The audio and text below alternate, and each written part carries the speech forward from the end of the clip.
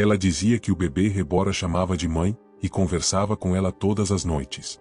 No começo, todos pensavam que era solidão. Um trauma mal resolvido. Mas quando vizinhos ouviram barulhos estranhos, quando a câmera de segurança captou um movimento que não deveria existir, e quando ela começou a registrar as conversas em áudio, ninguém mais teve certeza do que era real. O que esse boneco carregava dentro de si? Essa é a história de Clara. Uma mulher marcada por perdas, silêncios, e por um vínculo sobrenatural que desafiava a lógica. Prepare-se para uma narrativa perturbadora, sombria e profundamente emocional. Mas antes de continuar, respire fundo. Porque a partir daqui, o silêncio pode ser o som mais assustador de todos. Clara morava sozinha havia quase 3 anos. Desde que perderá o filho em um acidente trágico, o silêncio havia se tornado seu único companheiro. A casa, pequena e aconchegante, ficava nos fundos de uma rua tranquila, onde o som dos carros raramente quebrava a paz das manhãs ou das noites. Mas era justamente à noite que Clara mais sentia a ausência. O corredor parecia mais longo, as sombras mais densas, e o tempo, mais lento. Ela costumava manter a televisão ligada até altas horas, não por interesse nos programas, mas para afastar o vazio. Ainda assim, quando os créditos finais rolavam e o brilho azul da tela começava a piscar suavemente sobre as paredes, o quarto se tornava um eco de lembranças que ela tentava esquecer. Sobre a cômoda, em uma moldura prateada já um pouco gasta, estava a única foto dos dois juntos, ela e Caio, sorrindo na pracinha do bairro, com um sorvete nas mãos. Aquela imagem era tudo o que restava, e, ao mesmo tempo, tudo que doía. Nos últimos meses, Clara havia desenvolvido uma rotina rígida. Acordava às 6, tomava o mesmo café com leite ralo, regava suas plantas e caminhava até o mercado. À tarde, lia ou escrevia no velho diário que usava desde os tempos em que o filho era pequeno. À noite, sempre assistia ao mesmo jornal, como uma âncora no tempo. Mas algo mudou quando Clara começou a falar sozinha, ou ao menos era isso que pensavam os vizinhos. Eles diziam escutar vozes vindas da casa. Às vezes, risadas baixas. Outras, um murmúrio estranho, como se Clara estivesse em conversa com alguém. Mas todos sabiam, ninguém além dela vivia ali. E ela mesma dizia que não recebia visitas. Certa noite, enquanto dobrava algumas roupas, Clara falou em voz alta. "Você quer usar esse macacãozinho azul hoje, Caio?" Ela parou por um segundo, olhando para a peça com delicadeza, como se realmente esperasse uma resposta. Foi nesse momento que algo estranho aconteceu, o vento parou de soprar. O relógio da parede fez um som seco, como se travasse, e a lâmpada do quarto piscou levemente. Clara não percebeu, ou fingiu não perceber.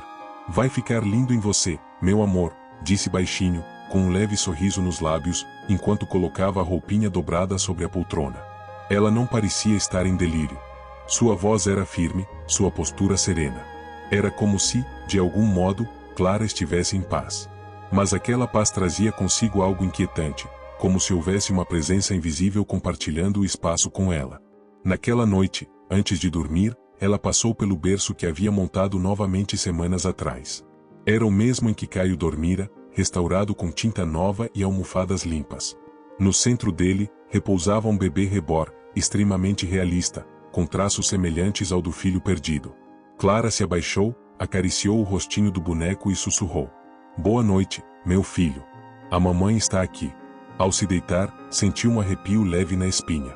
E, por um instante, jurou ter ouvido um suspiro vindo do berço. Clara não havia comprado o bebê reborn sozinha.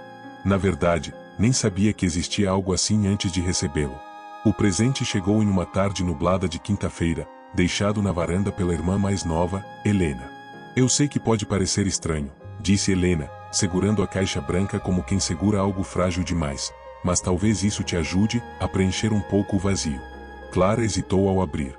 O bebê tinha olhos castanhos vívidos, cílios finos, pele rosada com pequenas imperfeições realistas, e até o peso parecido com um recém-nascido. Quando ela o segurou pela primeira vez, seu coração acelerou, e não de um jeito ruim. Era como segurar Caio novamente, só que congelado no tempo. "Ele se chama Kael", disse Helena, com voz trêmula. "Eu pedi para personalizarem. Fizeram sob medida. Até com uma das roupinhas do Caio que você guardava." Clara sentiu o ar escapar de seus pulmões. Aquele detalhe mexeu com ela mais do que podia admitir. Durante semanas, ela resistiu à ideia. Deixava o boneco em cima da cômoda, coberto por uma manta. mas sempre espiava. Sempre passava por ele, e parava por um segundo a mais do que o necessário. Aos poucos, começou a colocá-lo no berço, depois o cobriu com a manta do filho. Em seguida, começou a conversar, como se estivesse narrando as ações do dia. Hoje a mamãe foi até a praça. Lembra da praça, Caio? Era sempre assim. Pequenos gestos. Pequenos diálogos. Como uma brincadeira silenciosa de faz de conta. Mas que não parecia ser apenas fingimento. Clara parecia realmente acreditar. Helena começou a visitá-la com mais frequência depois disso. Ela observava tudo com certo receio, mas evitava julgamentos. Percebia que Clara estava mais calma, mais centrada. Não chorava mais. Dormia melhor. Comia nas horas certas. Era como se aquele boneco tivesse devolvido a ela uma parte perdida da rotina que o luto havia destruído. Você tá melhor, disse Helena uma vez. Clara sorriu. Estamos melhor. Naquela noite, depois de Helena ir embora, Clara segurou Caio por mais tempo do que de costume. Sentou-se na poltrona, embalou devagar, e começou a cantar uma música de ninar que costumava cantar para Caio. Dorme, dorme, meu menino, que a noite já chegou. A música ecoou pela casa em tom melancólico. As paredes pareciam absorver a canção. No fim da melodia, Clara fechou os olhos por um momento e sentiu uma onda de paz. Foi quando ouviu, nitidamente, uma voz muito baixa, muito próxima, como se sussurrasse bem ao lado de sua orelha. Mamãe. Ela abriu os olhos imediatamente. Olhou ao redor. Silêncio. Caio estava nos seus braços. Imóvel. Mas o coração de Clara disparava como se estivesse diante de algo que só ela conseguia ouvir, e que não queria admitir. Naquela noite, Clara demorou mais do que o habitual para adormecer. Sua mente repetia, como um eco constante, aquela palavra, mamãe. Ela tentou racionalizar. Talvez tenha sido um som da televisão de um vizinho. Talvez sua mente estivesse lhe pregando peças. Afinal, nos últimos dias, ela vinha mergulhando cada vez mais fundo em lembranças, em saudades, e agora também em rituais silenciosos com Caio. Apagou as luzes e se deitou. O bebê reborn estava no berço, como sempre. Vestia o macacãozinho azul que Clara mais gostava. O quarto estava quieto, iluminado apenas por um abajur suave, que projetava sombras longas nas paredes. Por volta das 3 horas da manhã, Clara acordou com a sensação de que havia alguém ao seu lado. Não houve barulho. Nenhum movimento. Apenas aquela inquietação no peito, como se algo estivesse fora de lugar. Ela olhou para o relógio digital ao lado da cama, 3h17. Virou-se lentamente para o berço. Caio estava lá. Os olhos de vidro pareciam apontar exatamente para ela. E foi então que ouviu. Um som fraco. Muito fraco. Mas nítido. Mamãe. Era como um sussurro abafado, vindo do espaço entre os travesseiros, do canto da parede, ou de dentro de algo. Clara congelou. Ficou imóvel por segundos. Seus olhos marejaram, mas não de emoção, de medo. Ela sentou-se na cama, respirando com dificuldade. Tentou acender a luz principal, mas o interruptor falhou na primeira tentativa. Na segunda, a lâmpada acendeu, e apagou logo em seguida. Voltou a acender, desta vez com um leve zumbido. Clara se aproximou do berço. Olhou o boneco com mais atenção do que nunca. Nada se movia. Nada respirava. Mas ela teve certeza de que o lábio do reborn estava entreaberto. Talvez não estivesse assim antes. Ou talvez estivesse. Ela não sabia mais. Você falou comigo? Perguntou baixinho, quase como um teste. Silêncio. Ela esticou a mão e tocou o rostinho do boneco. Estava frio, como sempre. Mas naquela madrugada, Clara não estava certa de mais nada. Voltou para a cama, mas não dormiu. Na manhã seguinte, tentou agir com naturalidade. Fez o café, abriu as janelas, regou as plantas. Mas evitou passar pelo quarto. Quando finalmente entrou, fez isso como quem pisa em solo sagrado. E ali estava Caio. No berço. Com a cabeça virada para o lado contrário ao que ela lembrava ter deixado. Eu não virei você assim, murmurou. Pegou o boneco no colo. O peso era o mesmo. Os olhos, os mesmos. Mas algo dentro dela dizia que havia mais ali do que apenas vinil, algodão e tinta. Algo a observava de volta. A notícia de que Clara estava conversando com o boneco começou a circular entre os membros mais próximos da família. Helena, que conhecia a sensibilidade da irmã, hesitava em se meter, mas os demais não foram tão sutis. Isso é doentio, Helena, disse o cunhado ao telefone. Ela precisa de ajuda, não de um brinquedo de luxo. A própria Helena começava a duvidar. Ela tinha notado mudanças no comportamento de Clara. Por exemplo, a maneira como ela falava com Kael não era mais apenas simbólica. Havia um tom de realidade, de entrega emocional, que beirava o delírio. Clara, por sua vez, recusava qualquer tentativa de intervenção. Quando a prima Laura sugeriu que ela buscasse um psicólogo, Clara respondeu com frieza: "Eu estou bem. Vocês é que não entendem o que significa ouvir meu filho de novo."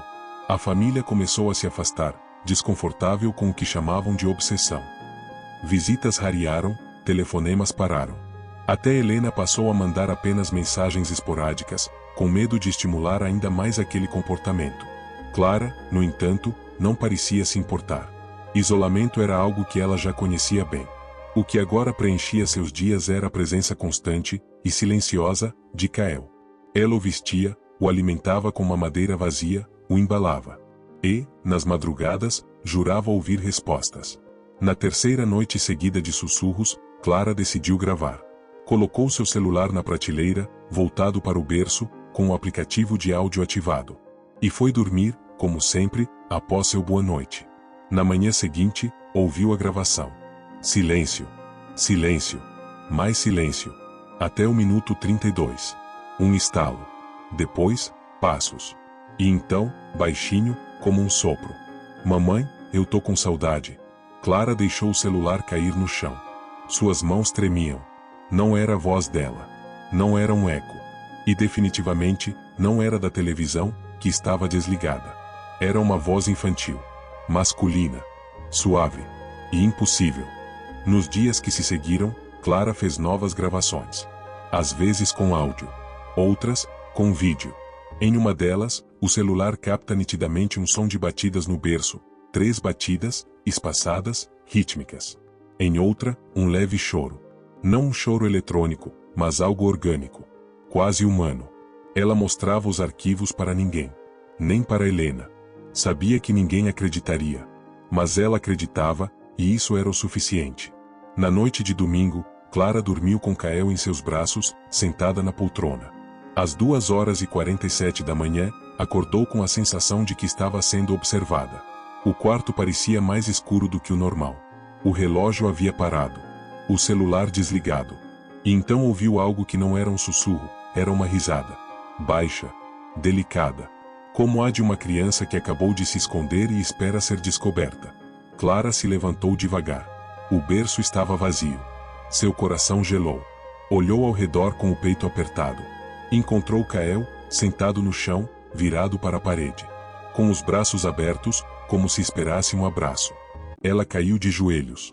Pegou o boneco com pressa, o apertou contra o peito. "Não faz isso, filho, por favor, não faz isso." Na manhã seguinte, ao rever o vídeo, a câmera mostrava Kael no berço até as 2h45. Depois, a imagem escurecia, e só voltava às 2h49, com ele já no chão. A câmera nunca havia travado antes. Clara decidiu comprar uma nova câmera, uma mais sensível, com visão noturna e ativação por movimento. Instalou no teto, apontada diretamente para o berço. Na primeira noite, tudo correu normalmente. Clara dormiu, sem interrupções. Pela manhã, abriu o app da câmera. Tudo parecia igual, até o minuto 23h09. Sem explicação, a câmera gira lentamente para o canto da parede. Sozinha. Não havia movimento, som, nem vento. E então, desliga. Ao religar, 14 minutos depois, Kael já não estava no berço. Estava no colo de Clara, que ainda dormia, ou pelo menos parecia dormir. Clara não lembrava de ter acordado.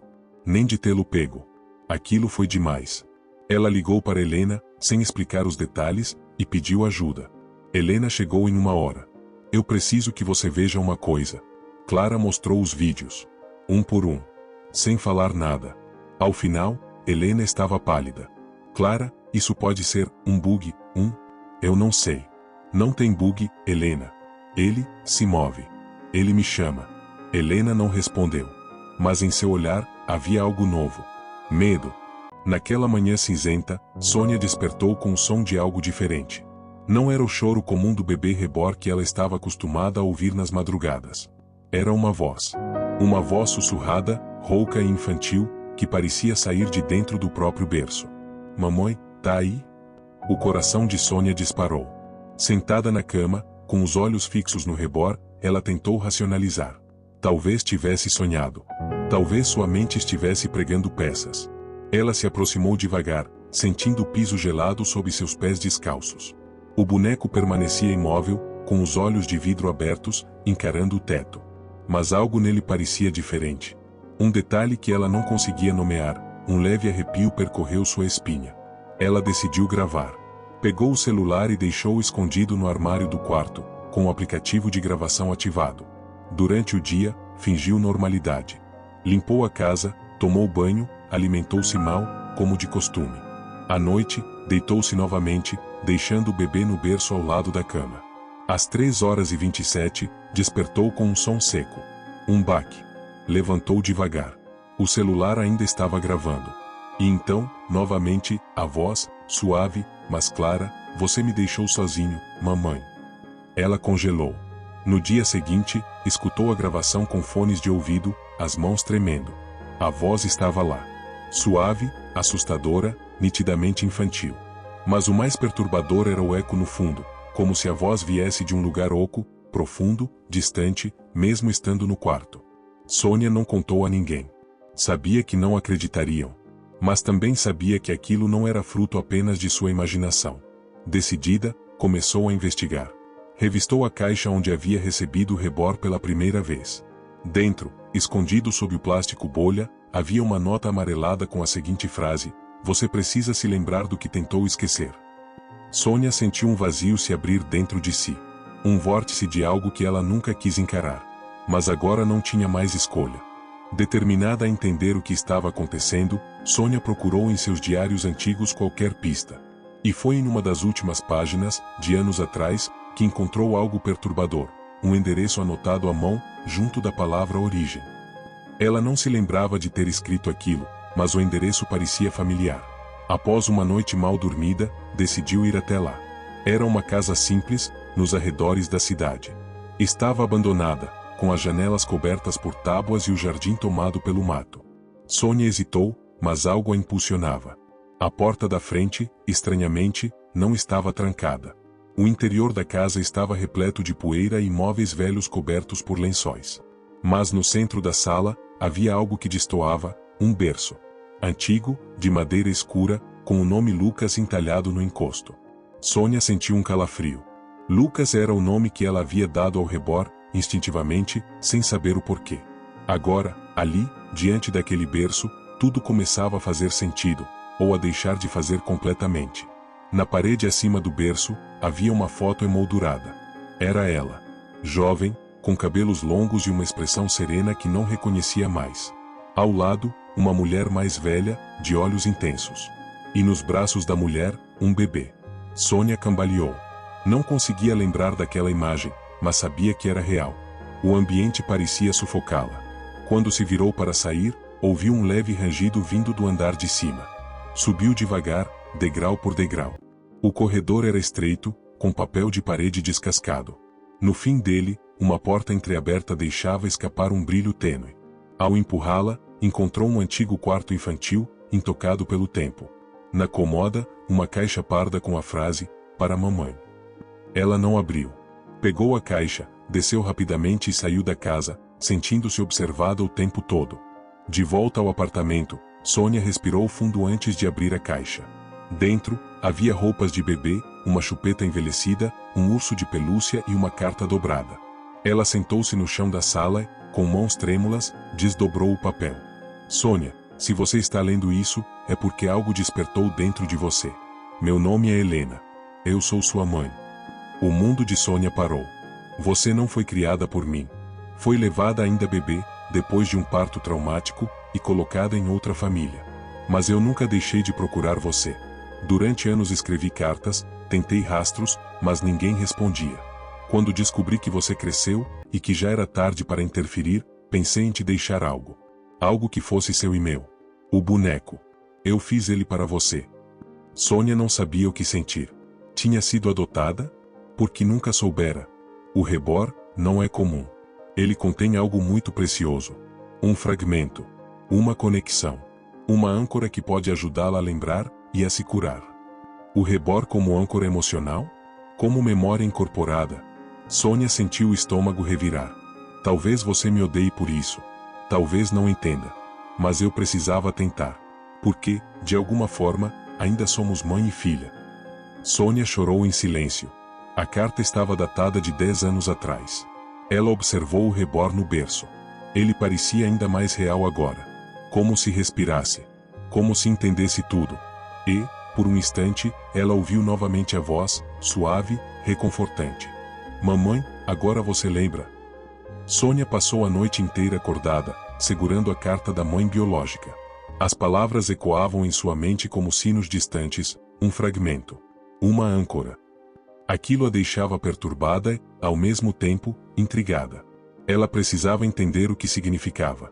Ao amanhecer, vasculhou a casa em busca de qualquer outro vestígio que pudesse ter ignorado. Revirou caixas, livros antigos, e até mesmo as costuras do Reborn, procurando algo oculto. Quando pressionou a região do peito do boneco, ouviu um leve clique.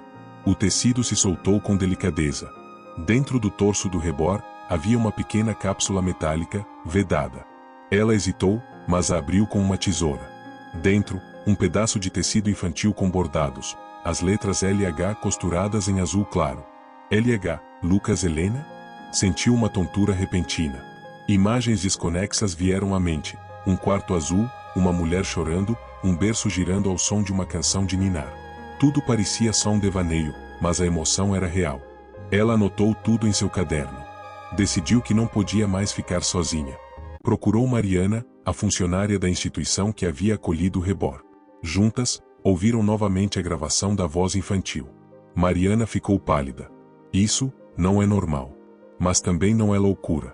Decidiram investigar mais a fundo. Mariana sugeriu levar a cápsula e o Reborn a um perito em objetos antigos e simbólicos. Talvez houvesse algo mais ali dentro. Algo que conectava a Sônia a um passado negado. O perito, um homem grisalho chamado Dr. Lauro, examinou o Reborn e a cápsula com olhos experientes. Após horas de análise, revelou: esse tecido não é comum. Foi costurado com linha de algodão orgânico, muito usada em enxovais da década de 80. E essa cápsula é de um material muito resistente. Provavelmente foi feita para durar e esconder. Sônia sentiu um arrepio. A ideia de que sua mãe poderia ter escondido pistas dentro de um boneco a deixava dividida entre amor e angústia. Dr. Lauro também identificou um tipo de marca de identificação interna, como uma gravação a laser, apenas visível sob luz ultravioleta. No fundo da cápsula, lia-se, arquivo, HN em 1987 Re com Lucas R.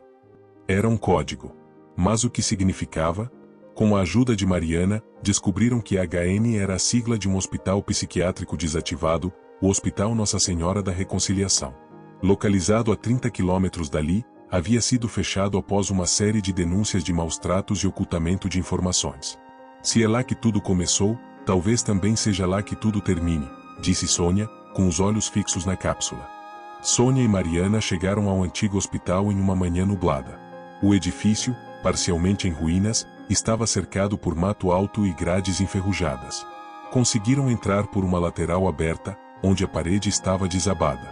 O interior era um retrato do abandono, corredores escuros, paredes descascadas, documentos espalhados pelo chão e um forte cheiro de mofo.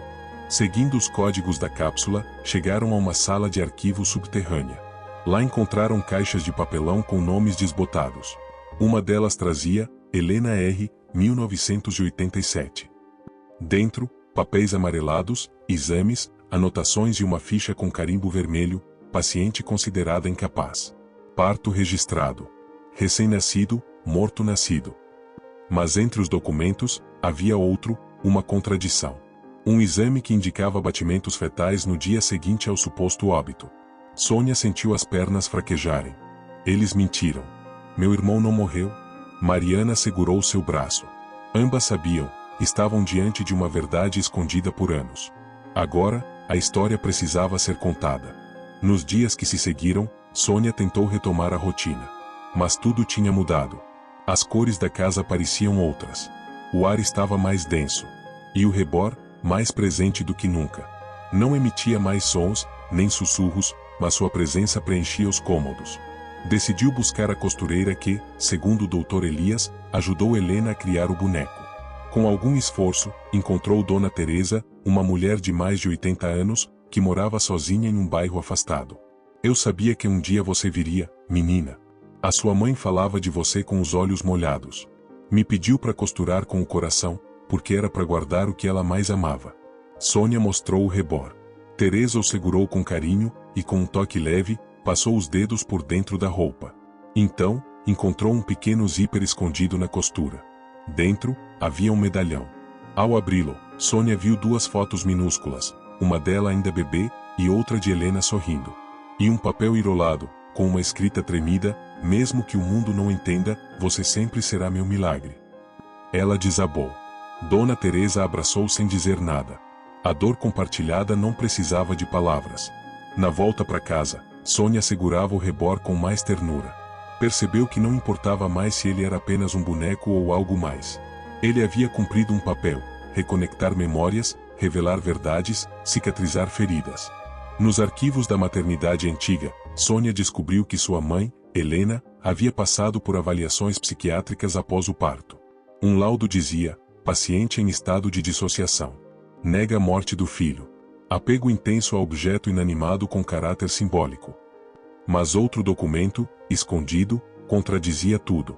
Um exame feito por um médico substituto atestava sinais vitais no bebê até 48 horas após o parto. Depois disso, não havia mais registros. Nenhuma declaração formal de óbito. Nenhum enterro. Sônia levou os documentos ao Dr. Elias. Ele ficou em silêncio por longos minutos.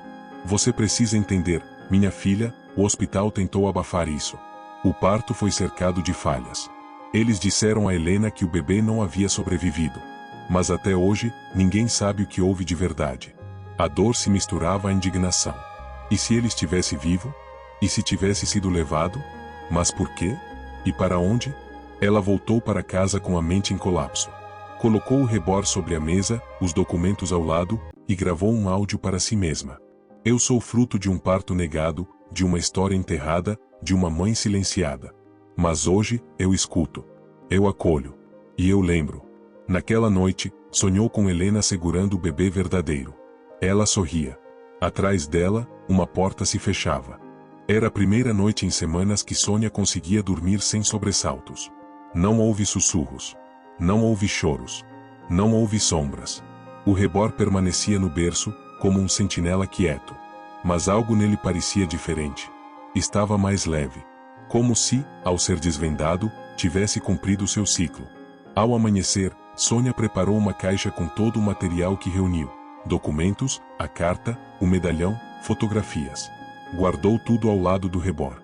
Levou a caixa até uma instituição de acolhimento para mulheres em luto. Entregou para a diretora e disse: talvez isso possa ajudar outras a entender que o luto não precisa ser silenciado, nem escondido. Ele pode ser curado, mesmo que doa. Voltou para casa sentindo-se vazia, mas também estranhamente em paz. Fez um chá, abriu as janelas, e deixou o sol entrar. Na parede da sala, havia um espelho. Ao se olhar, viu algo diferente.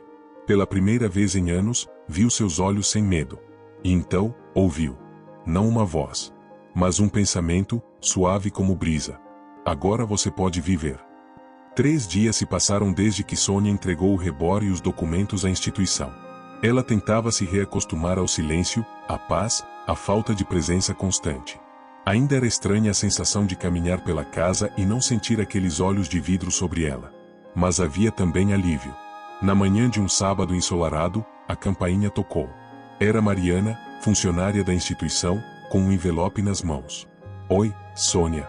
Desculpa aparecer assim. Mas acho que você deveria ver isso. No envelope, havia uma carta assinada por uma mulher chamada Ivone. Ela contava que havia perdido o filho em um parto prematuro 3 anos antes, e que nunca conseguiu processar a dor.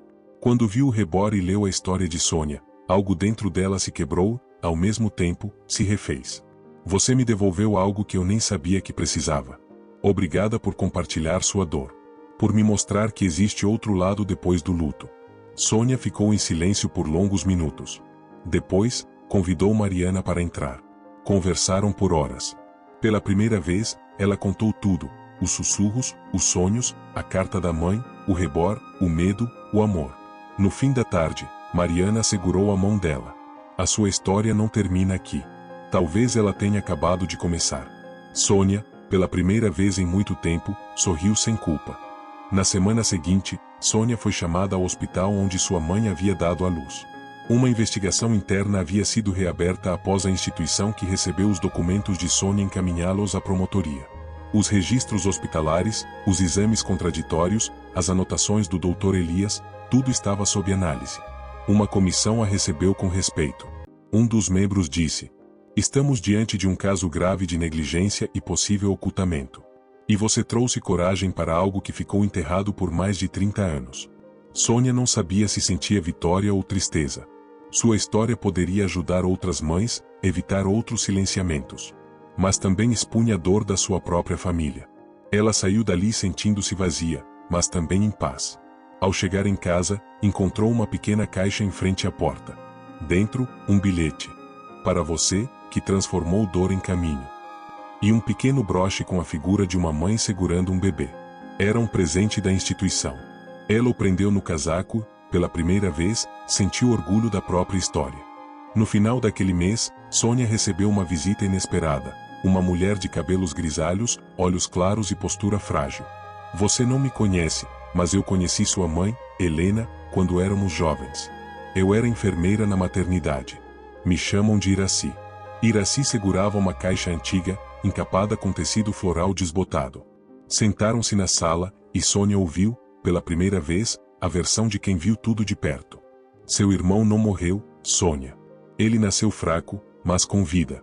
A equipe decidiu entregá-lo a outra família, pois acharam que sua mãe não tinha condições mentais de cuidar dele. Falsificaram o óbito. Eu guardei isso a vida toda. Mas depois que vi sua história no jornal, eu precisei vir." A caixa tinha uma pulseirinha de recém-nascido, com o nome Lucas RH, e um registro de adoção com partes apagadas. Sônia chorou como nunca. A verdade, enfim, não era apenas um buraco negro. Tinha rostos, escolhas, injustiças. E também possibilidades. Nos dias que se seguiram à visita de Iraci, Sônia sentiu-se como se estivesse vivendo outra vida. As peças de um quebra-cabeça brutal e silencioso finalmente se encaixavam. Ela agora sabia que tinha tido um irmão. Que sua mãe foi enganada. Que a história contada por tantos anos era uma mentira dolorosa. Com a ajuda de Mariana, decidiu buscar por Lucas. Usaram as informações parciais da adoção para rastrear registros antigos. Foram dias intensos, em contato com assistentes sociais, arquivos antigos, advogados e jornalistas que se sensibilizaram com a causa. E então, um dia, chegou uma resposta. Um homem chamado Rafael HR havia sido adotado por uma família de médicos na mesma época em que Lucas desapareceu. Tinha a mesma idade que ele teria hoje. E, mais incrivelmente, havia feito um teste genético anos antes, depositado em um banco de dados por curiosidade. A conexão era alta. Muito alta. Com autorização e consentimento de ambas as partes, o encontro foi marcado. Sônia chegou ao café com as mãos suando. Rafael estava lá. Homem de olhos serenos, sorriso discreto e um livro nas mãos. Quando seus olhares se cruzaram, não houve explosão, nem soluços. Houve reconhecimento. Algo ancestral. Ela se sentou. Nenhum dos dois falou por alguns segundos. "Eu não sei como começar", disse Sônia. "Não precisa começar. Já começou." Conversaram por horas. Rafael fora criado com amor, mas sempre sentirá um vazio inexplicável. Ao saber da história, chorou. Não de dor, mas de alívio. Tinha encontrado algo que nem sabia que buscava. Ao final, Sônia entregou a ele o medalhão da mãe. Isso era dela. E agora, é nosso. Fim de tarde. O céu carregado por nuvens alaranjadas. As folhas dançavam ao vento em um parque tranquilo. Sônia caminhava devagar por uma trilha de terra batida. Em suas mãos, um caderno de capa marrom. Dentro dele, anotações, recortes de jornais, fragmentos da história que viverá. Ela se sentou em um banco de madeira e respirou fundo. Ao seu lado, Rafael. Ambos em silêncio. "Ainda parece um sonho, né?" ele disse. Sônia sorriu de leve. "Mas é a nossa realidade agora. E eu acho que mamãe teria ficado feliz por nos ver assim." Ele assentiu. "Você vai publicar essa história?" "Ainda não sei. Talvez ela pertença apenas a nós dois. Ou talvez ajude outras pessoas a entenderem que o luto, a perda, o silêncio, são partes do mesmo processo. Mas que existe vida depois da dor. Ficaram ali por mais alguns minutos. Depois, levantaram-se e caminharam juntos. No caminho, uma criança passou correndo, segurando um boneco nos braços. Sônia observou com um leve sorriso. Não era um rebor. Era apenas um brinquedo. E estava tudo bem assim. Naquela noite, ao chegar em casa, ela acendeu uma vela em frente a uma foto de Helena. Sussurrou: "Obrigada por nunca desistir de mim. E por me ensinar a nunca desistir da verdade." E pela primeira vez, o silêncio da casa parecia leve. Quase bonito.